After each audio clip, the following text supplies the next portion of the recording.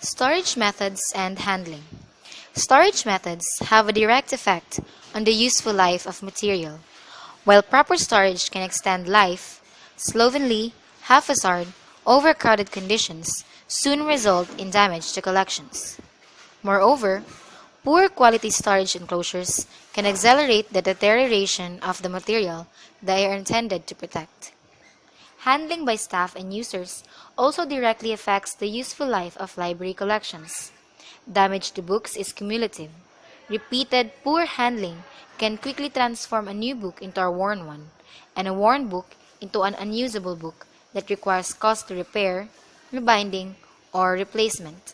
By following the guidelines presented here, the library can make significant strides toward improving the welfare of the collection.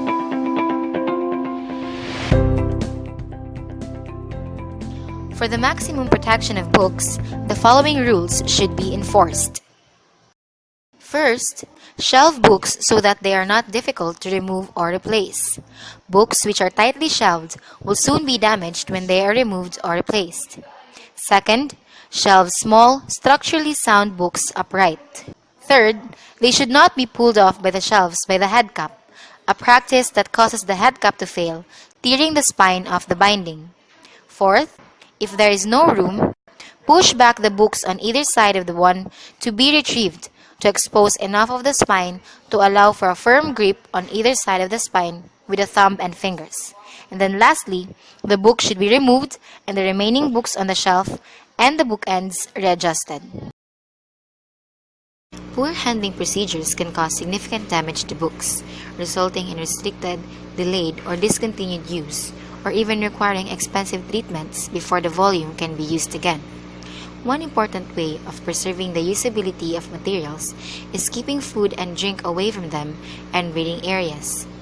Help keep library materials clean and libraries pest-free. Eat and drink only in areas designated for that purpose and leave books behind.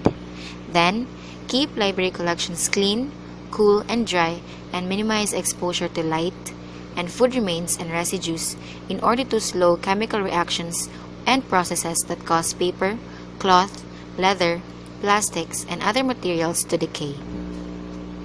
Specific requirements for book trolleys and books on trolleys. Use book trolleys that 1.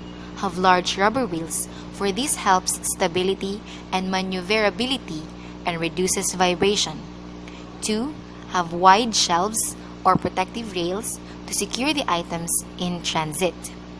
3. Have bumpers on corners to minimize damage from inadvertent bumps.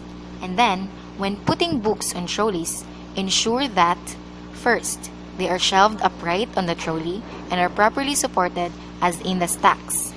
Second, volumes do not protrude beyond the edges of the trolley. And last, the trolley is loaded so that it has a low center of gravity. CD-ROM handling.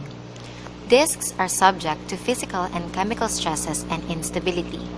They should be lifted using the fingers of both hands on the outer edges, and grooved playing surfaces should not be touched. They should be shelved in fully vertically position at all times. And then, repeated playback results in wear and mechanical damage due to friction contact between stylus and the grooves. Other important tips: use pencils, not pens, and never highlighter pens on books, as ink may run, bleed, or transfer onto other pages. Use only paper bookmarks rather than metal or leather, which will tear or stain the pages. Then, avoid paper clips and other mechanical fasteners. Do not use the popular self-sticking memo slips, as these leave an invisible residue of adhesive on the page to attract dirt. Avoid storing newspaper clippings, flowers, letters, or other miscellaneous material in books, as they leave stains and stress the binding. And of course, avoid eating, drinking, and smoking around books, as the spills and stains are generally permanent.